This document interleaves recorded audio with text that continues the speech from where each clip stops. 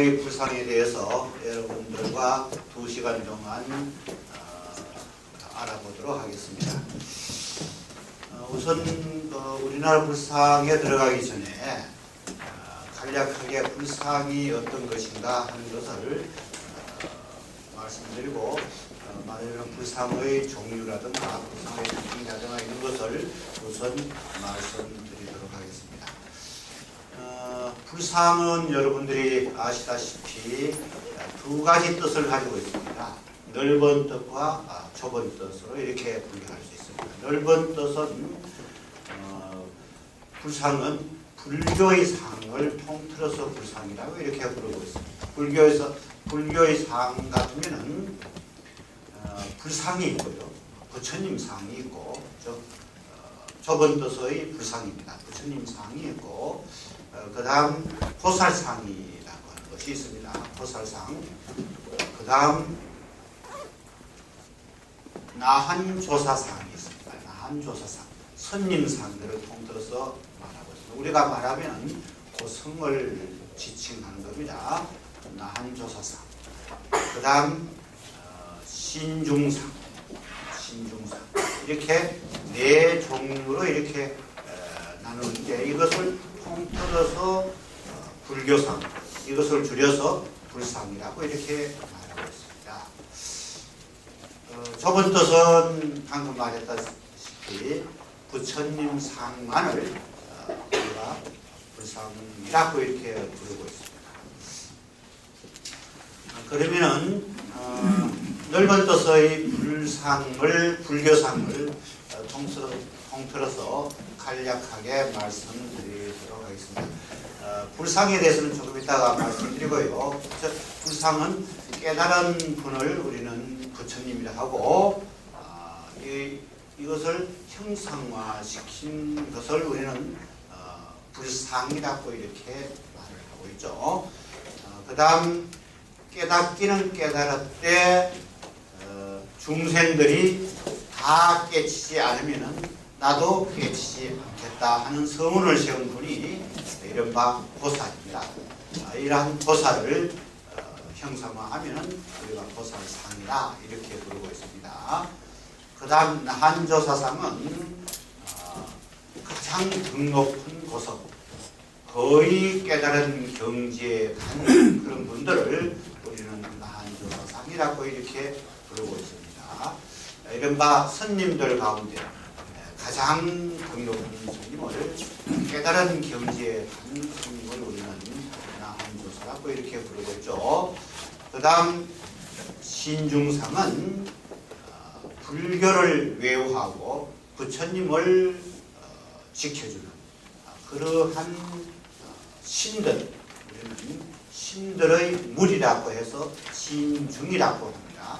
이 신중에는, 신들의 무리에서는 가장 중요한 분이 장수입니다. 지켜주는, 불교를 지켜주고 부처님을 지켜주는 그러한 그 분이 말하자면 신인데, 이 신이 제 역할을 하자면 장군이 되어야만 제 역할을 한다. 이렇게 해서 신장상이라고 이렇게 부르기도 합니다. 그러면은 그 불상은 어떤 것이 있느냐 하는 것을 말씀드리겠습니다. 불상은 우리나라에서 가장 많이 신앙했고 봉하는 부처님들이 있습니다. 우리가 부처님을 얘기할 때, 불상을 얘기할 때, 많은 불상을 할 때는 1000불, 3000불, 25,000불, 50,000불 이런 식으로 수많은 부처가 있다. 나중에는 무량무수한 불상 부처님이다. 이렇게 말을 하고 있죠. 이런 무수한 부처님들이 있는데, 이것은 대승불교에서 누구나 깨치면 부처가 된다는 그러한 사상 때문에 현재에도 많은 부처가 있고, 과거에도 많은 부처가 있었고, 미래에도 많은 부처가 있을 것이다 하는 겁니다. 그런 것을 우리는 통틀어서 천불, 과거, 현재, 미래를 합쳐서 3천불 이런 식으로 말을 하고 있습니다. 천불은 점은입니다. 점은 무량하다, 무수하다 하는 뜻을 가지고 있습니다. 우리나라에서 천이라고 했을 때 흔히 무수한 부처를 상정화시켜서 개념화시켜서 천불이라 이렇게 말을 했습니다. 그런데 이러한 그 시간적으로 과거, 현재, 미래에만 무수한 부처가 있는가 하면은 이 우주 공간에서 우리는 불교의 우주관은 현대 우주관과 굉장히 닮아 있습니다. 그래서 불교를 과학적이라고 이렇게 말합니다. 우리가 흔히 삼천대천세계라고 하는 그러한 말을 여러분들은 들어보셨으리라 생각합니다. 삼천대천세계. 소천세계가 합쳐서 중천세계고, 중천세계가 대천세계고, 대천세계가 3천개가 모이면 삼천대천세계다. 그럼 무슨 소리냐면 무량무수한 세계가 있다.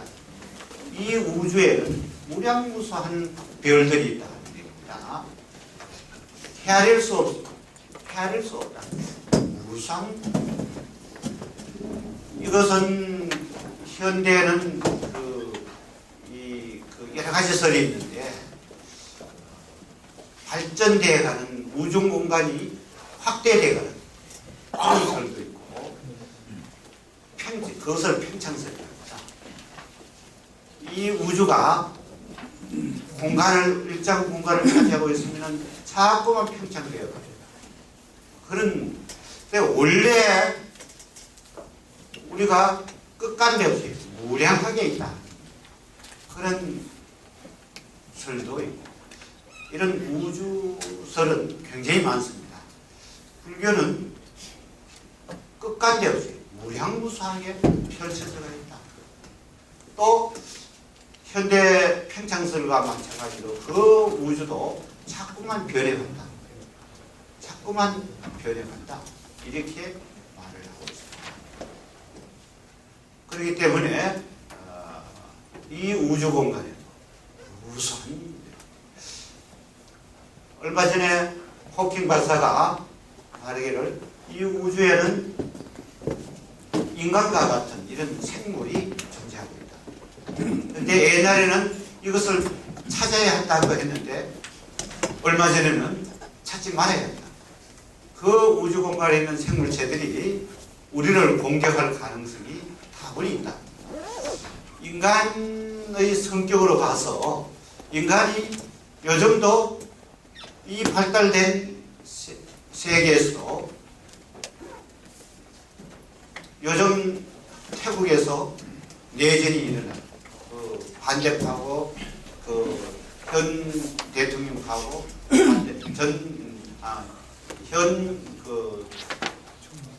수상하고 과거 수상이 대립해서 현재 내전에 방불케한 그런 전쟁을 하고 있는가 하면 우리와 같이 동족 간에 대치하고 전쟁을 했다가 대치하고 있는 국가 간에도 전쟁이 계속 일어나고 있다. 뿐만 아니라 사람과 사람 사이에도 전쟁이, 말하자면 투쟁이 계속 연속됩니다. 우리나라에서도 그 보수와 진보가 계속 부딪히고 있는 그런 속성으로 봐서 못 찾게 해야 되겠다 하는 설이 호킹 박사의 요즘 설입니다. 틀림없이 이 우주 공간에는 생물이 존재합니다. 그 가운데는, 그 생물 가운데는 발달된 생물도 있고 덜 발달된 생물도 있고 지능이 아주 미약한 그런 벌레 같은 존재도 있고, 그렇지만은 우리 이상의 그러한 능력을 가지고 있는 생물체들이 이 우주 공간에 많이 있을 것이다. 이렇게 말을 하고 있습니다. 부처님도 이 우주 공간에 무수하게 부처님이 있다 하는 겁니다. 과거, 현재, 미래 시간적으로도 이 우주 공간에 공간적으로도 무수무량한 부처가 있다 하는 것이 대승 불교의 관점입니다.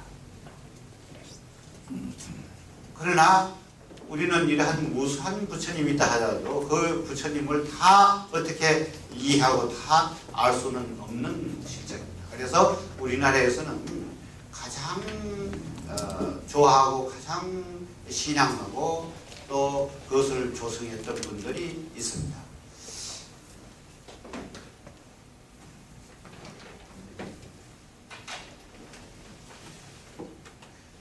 여러분들이 잘 아는 부처님이 있을 거예요.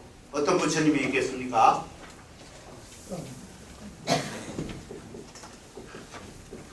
불상은 불교의 교주인 석가불은 석가모니 불, 석가열의 불, 석가열의 석존 뭐 여러 가지로 부르고 있습니다. 그 다음에 우리가 가장 좋아하는 예배 대상, 가장 신앙하는 아미타 부처님이 있고, 아미타 부처님은 이게 두 종류가 있습니다.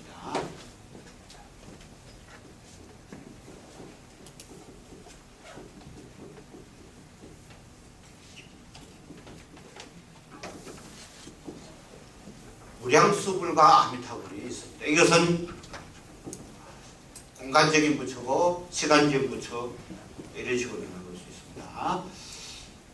그 다음 또 생각나는 게 있겠습니까? 또 우리 관음은 보살입니다.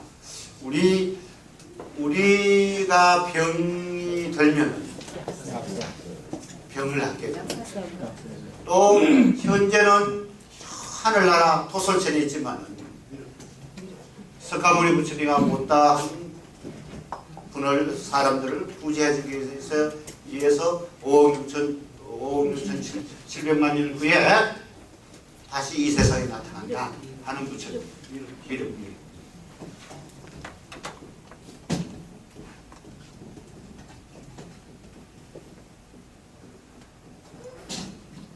이런 모든 부처님의 근본 부처님, 진리의 부처님이 말하자면 비로자나 부처님이죠.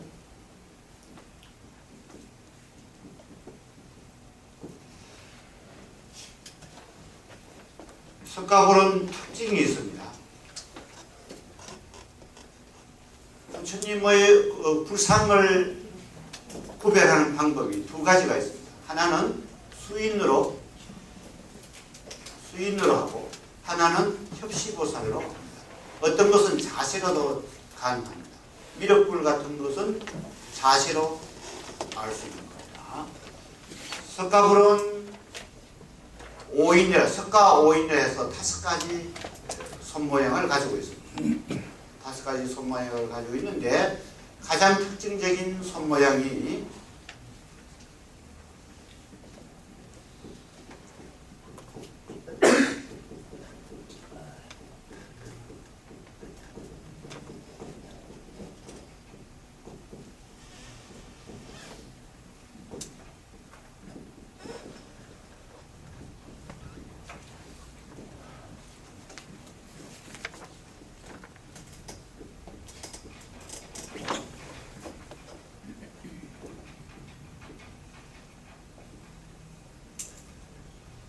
항마축지, 천지 이런 것은 별인이라 해서 특별한 수인입니다. 특별한 수인입니다. 항마축지는 하고 있으면 석가모니 부처님이다 하는 것을 판별을 할 수 있습니다. 우리나라에서는 대개 한 90%는 석가불입니다. 그렇다고 해서 완전히 석가불이 아닙니다. 완전히 항마축지를 하고 있다 해서 모두 다 석가불이 아닙니다. 우리나라에서는 한 90%, 조선조 시대는 100%입니다. 다른 불상은 조성하지 않습니다. 천지인은 부처님이 태어나서 7발짝을 걸으면서 천상천하 유아독존 하면서 이렇게 하늘 가리키고 땅을 가리킨다 해서 천지이죠. 그래서 이런 수위는 별인이라서 특별한 수위입니다. 석가불의 협시보살은 여러 가지가 있지만 대표적인 것이 문수보현보살, 문수보현보살이 협시합니다. 아미타불 부처님은 이는 여러 가지 수행을 하고 있을 수 있지만 아미타불 부처님의 별이는 아미타 구품인입니다. 구품.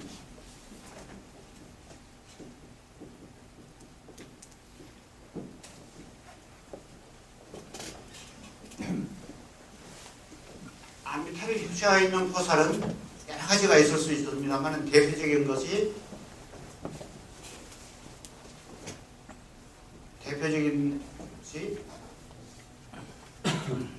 가장 유명한 보살, 관보살, 그 다음 대세지보살, 혹은 또 가름과 지장보살 이런 식으로 협시하고 있습니다.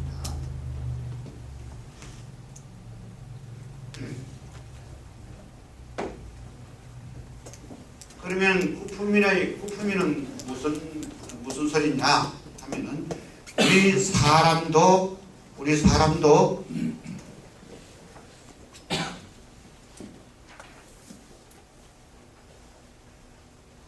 사람이 요즘은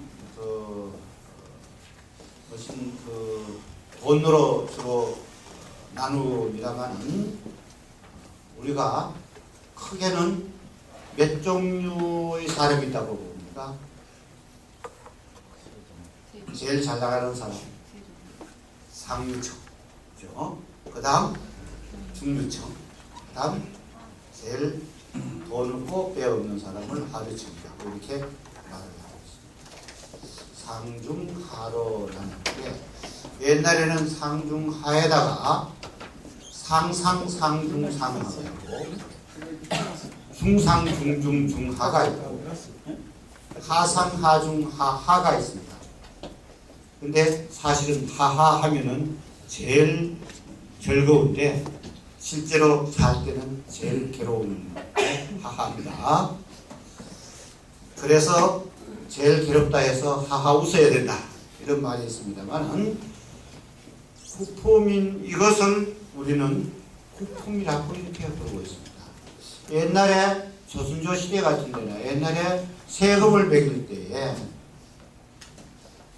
그 별을 이렇게 가을이 되면은 별을 나라에다가 세금을 내지 않습니까? 세금을 낼 때에 몇 종류로 등급을 매기냐니까 구품으로 하게 됐습니다. 9품으로 하게 됐습니다. 그것은 아까 내가 말했듯이 그런 식으로 했습니다. 사람도 마찬가지입니다. 상중하에다가 그 다음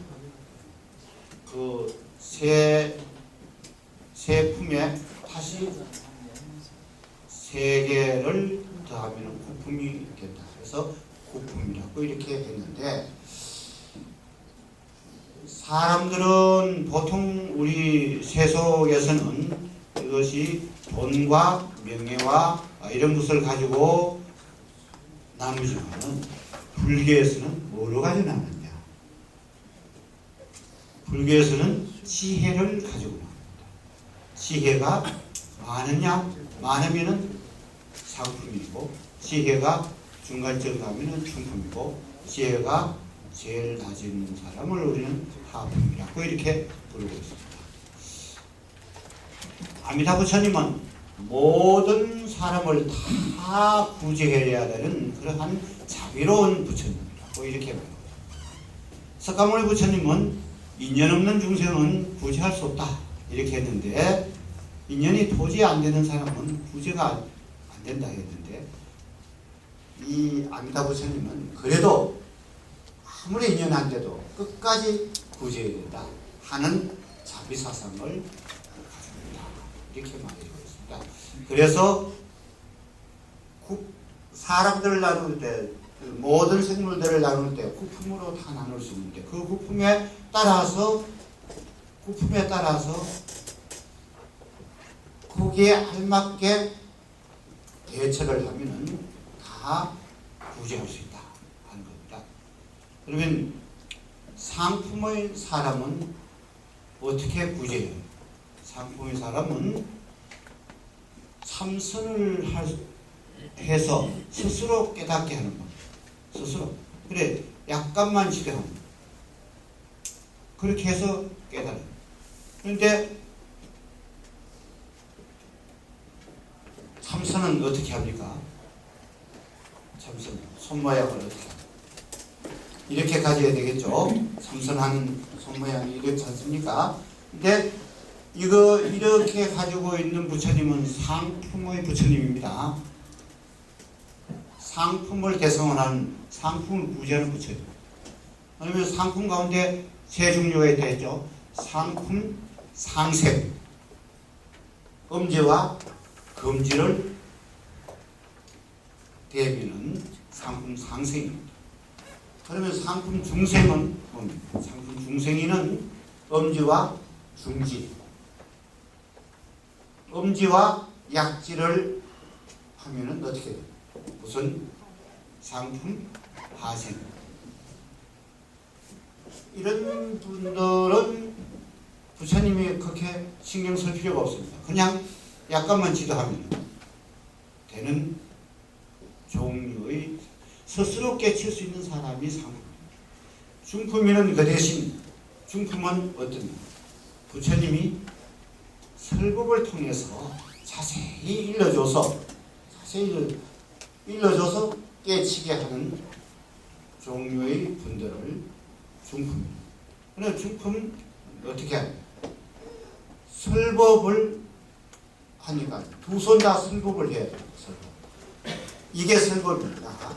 이것을 흔히 시무예인이라는데 불교에서는 설법을 통해서 설법을 해서 무예, 두려움을 없애줍니다.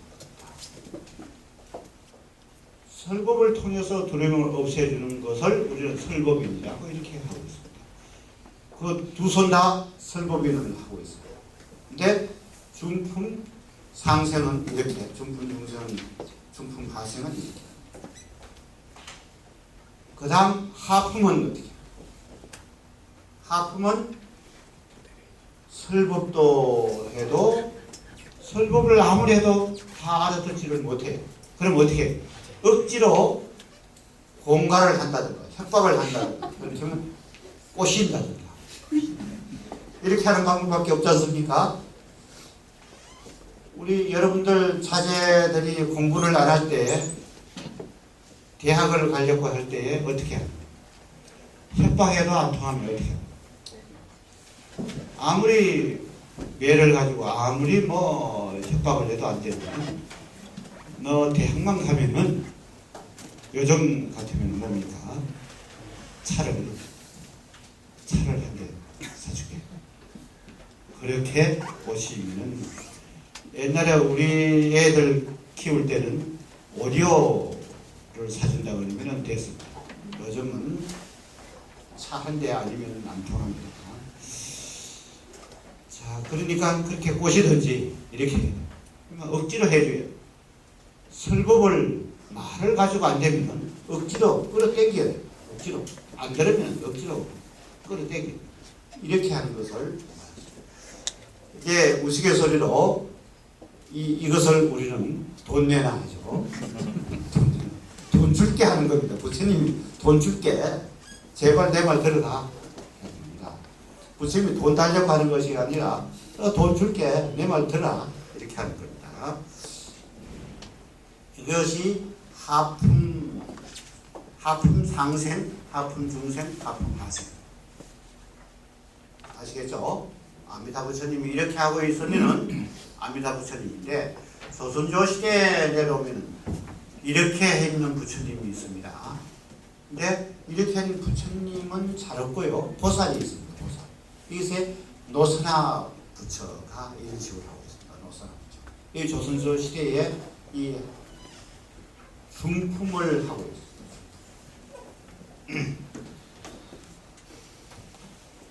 자, 그러면은 아미타 부처님은 대개 이해가 되었어요.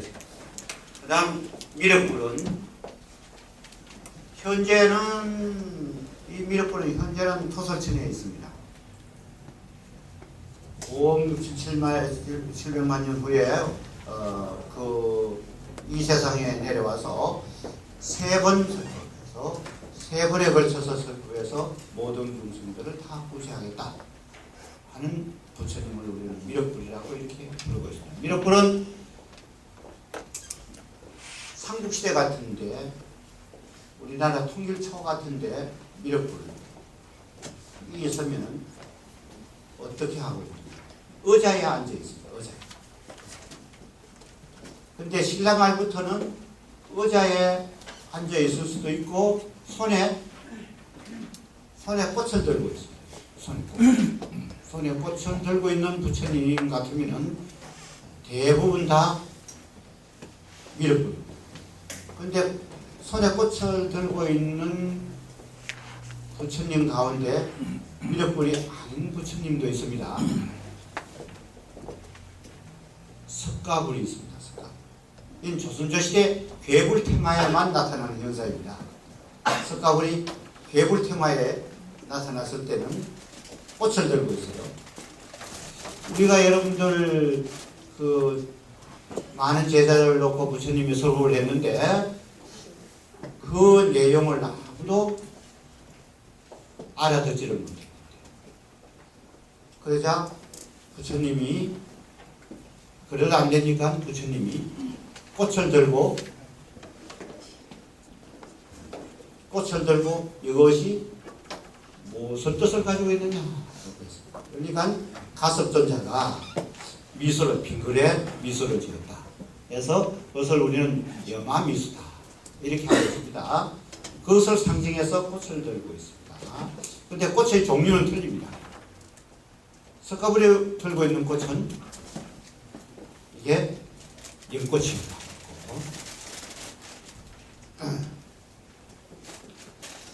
자, 그러면은 미륵불은 이해하시리라 생각합니다. 약사불은 손에 약그릇을 들고 있는 걸, 혹은 또 보조를 들고 있으면 약사불인데, 이것도 100% 그러냐 하면 그렇지 않습니다. 삼국시대는 그릇을 들고 있으면, 삼국시대 불상이 그릇을 들고 있으면 이것은 석가불입니다. 이것은 뭐 몇 가지를 유래합니다만은 석가불이 그릇을 들고 있는 것은, 이 그릇은 우리는 한문으로 하면 바로죠. 바로. 근데 바이살리라고 하는 그 유마거사가 탄생지입니다. 유마거사의 탄생지인 바이살리의 부처님이 중생들한테 교화시키러 갔는데, 바이살리 거기에 그 공양 시간에 대해서 부처님이 500 제자들하고 그릇을 쫙 놨습니다. 근데 원숭이 왕이, 미후 왕이라고, 원숭이 왕이 꿀을 가져와서 그 수많은 500명의 그 그릇을 다 놔두고 부처님의 그릇에만 꿀을 따라서 부처님이 공양하게 하더라고요. 그렇게 미물도 부처님을 알아본다 하는 겁니다. 그것이 미후왕 봉밀도라고 하는 그것이 조각으로 그림으로 많이 나오고 있습니다. 조각으로 그림으로 많이 나오고 있는데, 이러한 불상은 중국에서도 만들어졌습니다. 중국에서도 많이 만들어졌어요. 근데 우리나라에서도 있습니다. 우리나라에 있습니다. 좀 이따가 내가 보여드리겠습니다. 그러한 그 그릇을 들고 있는 그런 것을 옛날에는 전부 다 무조건 다 약사불로 이렇게 했습니다만은, 제가 그것은 아니라면서 논문을 한 편을 썼습니다. 그래서 요즘은 그 약사불은 삼국시대 약그릇을 걸어서 들고 있다고 해서 약사불이 아니다 하는 것이 대체적으로 이해가 되고 있습니다. 우리나라에서는 약사불이 보편화되는 것은, 그릇을 들고 있는 약사불이 보편화되는 것은 8세기 중엽경입니다. 720년경에 약사 보는경이라고 하는 경전이 번역되고 중국말로 되고 난 후에, 중국말로 번역되고 난 이후에 그러한 도상화가 되기 시작했습니다. 그래서 약사불도 일률적으로 알 수가 없습니다. 그 점을 이해하시고요. 그 다음에 비로자나 불상은 부처님의 본원이고 또 진리 자체, 당체라고 불리 진리 당체를 상징한다 이렇게 말하고 있습니다. 근데 이 비로자나 불상은 중국에서 형상화될 때 초기에는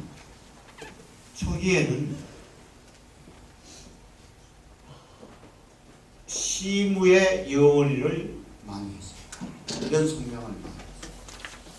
근데 우리가 그 비로자나 부처님의 본전불은 화엄경에서 많이 만들어지고 있습니다. 화엄경에서는 이 화엄의 본전, 화엄경의 본전으로 이렇게 비로자나 불을 들고 있습니다만은 이 비로자나 부처님이 처음 번역할 때, 이게 처음 번역했을 때가 60화엄이라고 합니다. 60화엄경에는 노산화라고 번역했습니다. 그런데 80화엄으로 됐을 때는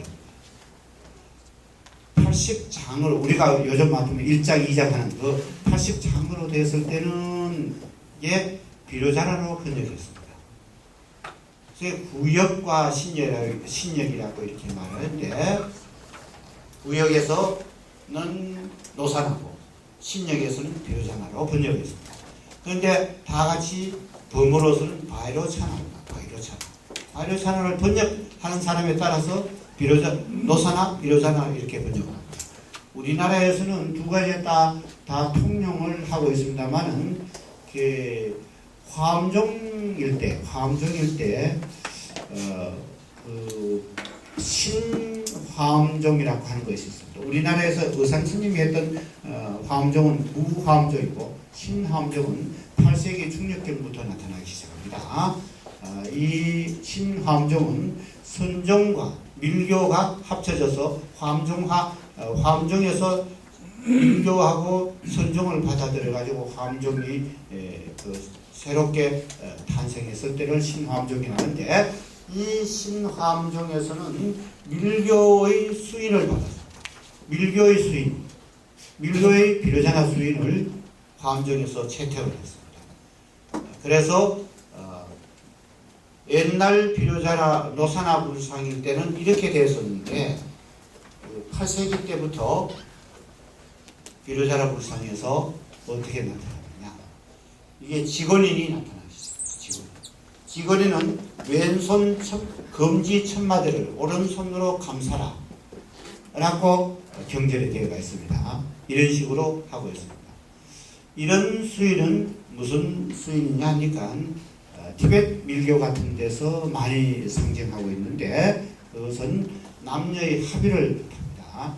남녀의 합의이 말하면 종교의 극치, 불교의 극치, 그게 삼매, 깨달음의 경지다 이렇게 말을 하고 있습니다. 그래서 밀교 쪽에서 들어온 수인입니다. 그래서 고려시대까지는 이런 식으로 수인을 많이 했는데, 고려 말 성리학이 우리나라에 들어오기 시작하면서 조선 초에는 대부분 다 거의 90%가 이렇게 하고 있습니다. 이건 뭐냐? 권인입니다. 이게 직원인 가운데 지혜의 지인하고, 지인이 이게 지인이고 이렇게 하면 권인입니다. 그래서 직원인이라고 이렇게 말해주고 있는데, 이게 권인인데 직원인의 권인입니다. 왼손을 오른손으로 왼손 주먹을 오른손 주먹으로 감싸라. 이게 권위입니다. 조순조 비로자나 불상은 99%가 이렇습니다. 99%. 이런 비로자나 부처님은 조순조 불상에서는 거의 없습니다. 어쩌다가 하나씩 있습니다. 근데 가짜 진짜 구별하는 조순조 비로자나 불상에 조순조 불상 형상을 하면서 이렇게 하고 있으면 99%가 가짜입니다. 그렇게 아시면 되겠습니다. 이게 우리가 형식을 가지고도 가짜 진짜 구별할 수 있는 아마 한 50%를 그렇게 구별할 수 있습니다. 이것만 잘 알아도 그렇게 된다는 말씀입니다. 신라 때는 그렇게 아닌데 조선조 시대에서는 이게 달라지거든요. 수위도 달라져, 형태도 달라져, 다 달라집니다. 시대별로 다 달라지는데 신라 불상에 조선 불상의 형식이 또 들어가 있습니다. 이건 100% 가짜입니다. 100% 가짜. 그렇기 때문에 이런 것을 가지고도 구별이 가능하다. 그래서 비로자나 부처님이 이런 식으로 하고 있는 것은 고려 때까지 이렇게 생각합니다. 이것이 지거리입니다. 비로자나 부처님의 협시로서는 석가불과 마찬가지로 문수보혈이 가장 많습니다. 문수보혈 모습이 가장 많이 협시를 하고 있습니다. 대개 여러분들께서 이런 5가지의 불상만 알면은 우리나라 불상은 대개는 한 90%는 나올 수 있다. 라고 생각하십니다. 그 외에 다법을 뭐 이런 불상 일부만 알면은 되게 될 것 같습니다. 근데 5개 불상만 알면은 거의 다 여러분들은 우리나라 불상을 안다라고 말할 수가 있을 것 같습니다.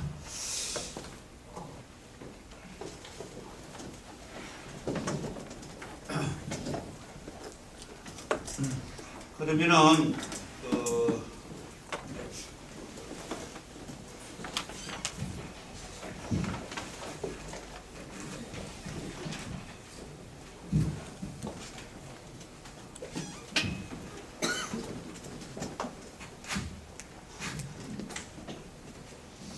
치료합니까?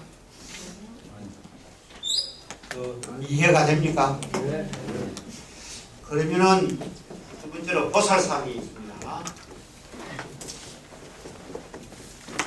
보티사타바라고 하는 것인데 아까 내가 보살상에 대해서 설명을 했죠. 깨달은 분인데 모든 중생들이 깨닫지 다 깨달을 때 나도 깨닫겠다. 자비의 과실이죠. 그러니까 보살이라는 것은 대승불교 사상의 핵심이 됩니다. 대승불교는 누구라도 다 깨치게 하는 그런 사상을 가지고 있는 것이 대승불교입니다. 누구는 깨치게 하고 누구는 깨치지 않게 하고 성질해서 깨치게 하는 것이 아니고 무조건 누구든지 모든 중생은 다 깨치게 하겠다 하는 것이 보살들의 서울입니다.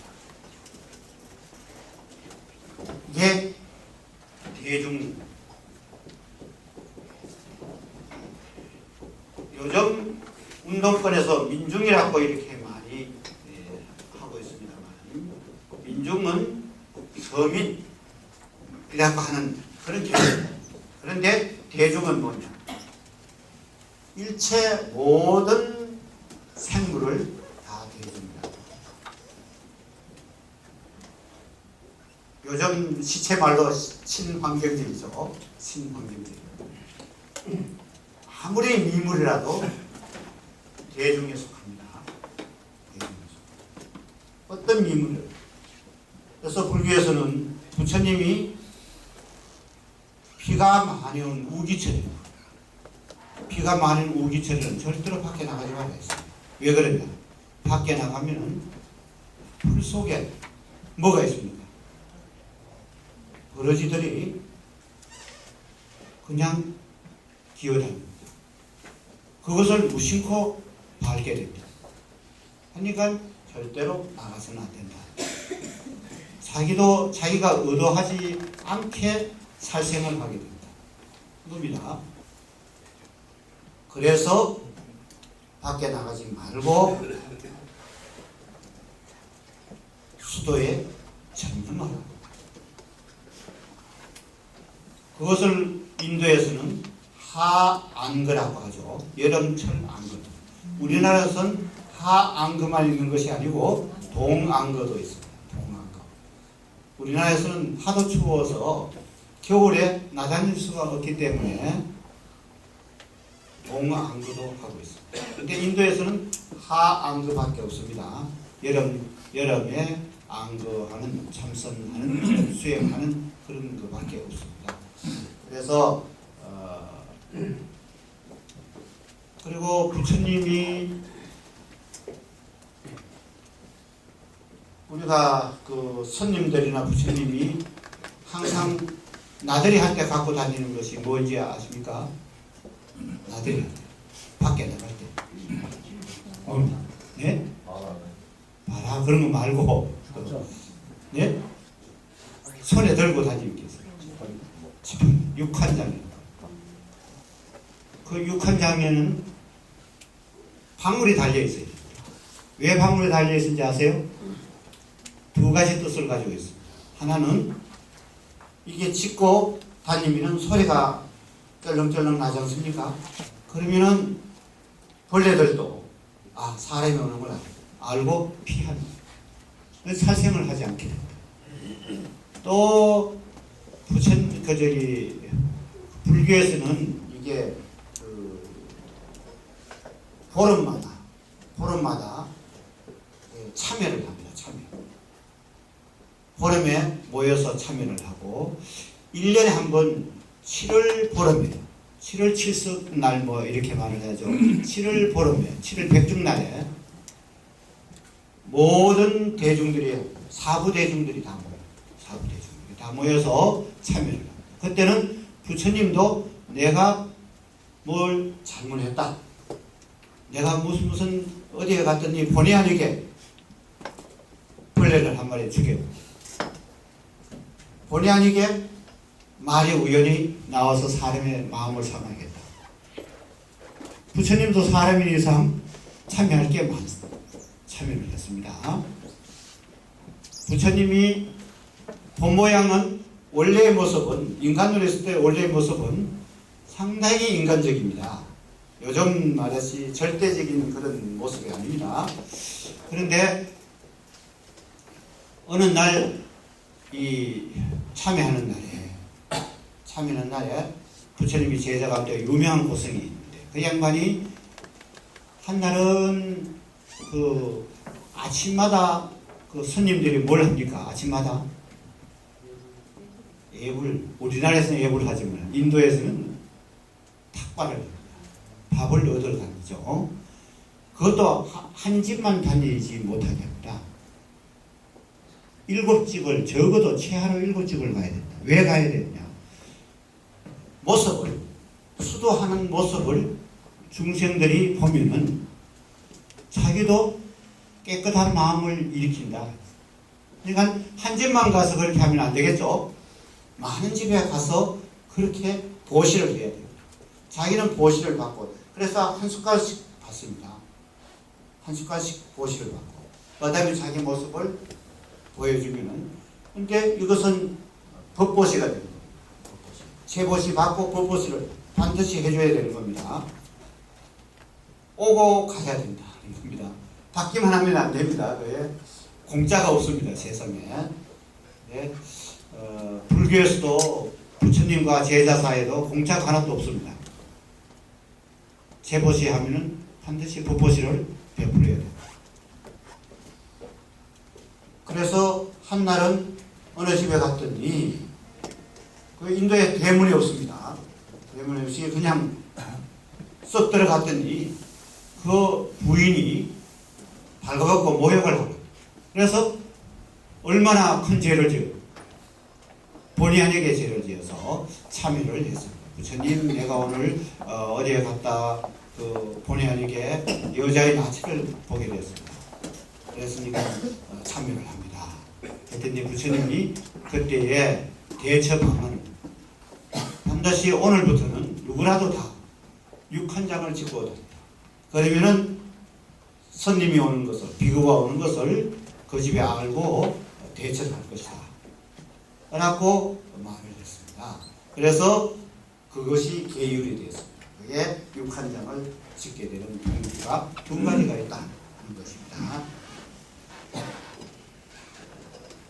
그래서 이런 대중을 누구라도 다 대중을 교화시키는 목적을 가지고 있는 것이 바로 보살입니다.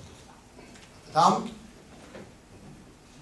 내가 시간이 없어 보살에 대해서 문수, 모형, 관음, 세지 이런 것을 간단하게 말씀드리려 했는데 시간이 없어 그냥 넘기겠습니다.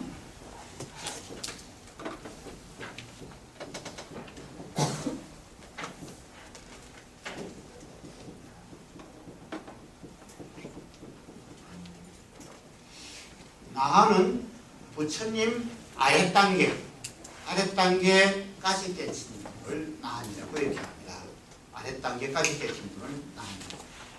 우리가 나한 같으면은 16나한 있고 500나한 있고 보통 우리나라에서는 1500 제자가 있는데 1500나한이라고는 잘 하지 않습니다만 16나한, 500나한은 많이 말을 하고 있습니다. 부처님이 제자 가운데 10분이 제일 높은 분이 10분 있고 그 다음에 16분, 그 다음에 500분 이렇게 되어 있습니다. 보통 10대 제자만 모셔놓고 있는 정각은 잘 없습니다. 우리나라에서. 그런데 16나한을 모시고 있는 정각이 많이 있습니다. 그 정각을 우리는 나한전이라고 하기도 하고 뭐라고 합니까? 나한전 말고 또 뭐가 하나 있습니다. 응진전입니다. 응진전. 진리에 응하는 분을 우리는 응진이라고 이렇게 말합니다. 존경할 만한 분을 우리는 응진이라고. 그렇게 할 만한 분을 응진이라고 합니다. 응진전. 500나한을 모시 500나한전이라고 보통 말합니다. 500나한전이라고 보통 말을 많이 합니다. 그 다음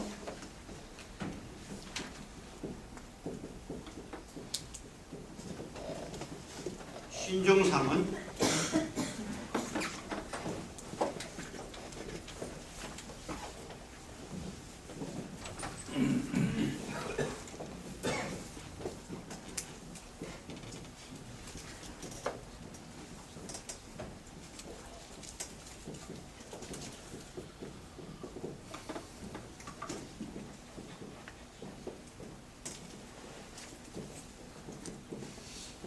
이게 석관에 대해서 한문이 나와버렸습니다. 내가 한글로 다 하려고 했더니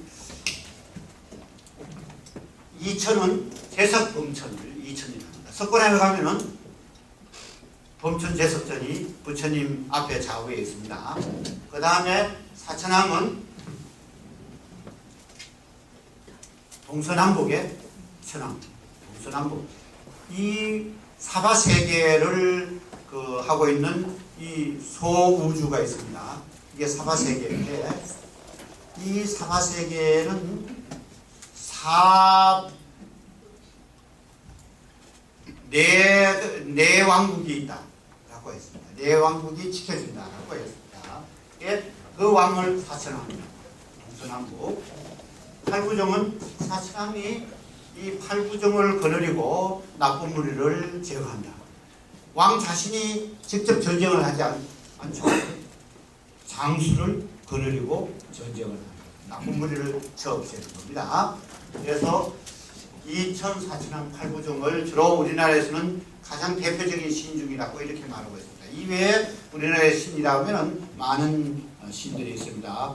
우리나라에서도 많은 신들이 있는데 이것을 다 말씀드릴 수는 없고 우리나라에서는 우리나라 한국적인 신은 토속신은 뭐가 있습니까? 하늘의 칠성, 부엌에도 조왕신까지 되어 있습니다. 산신 이것도 신중입니다. 한국적인 토속신입니다.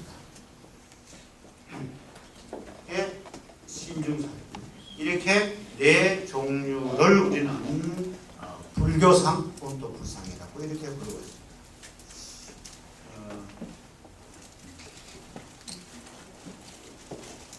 7시에 이 자리에 모여주시기 바랍니다.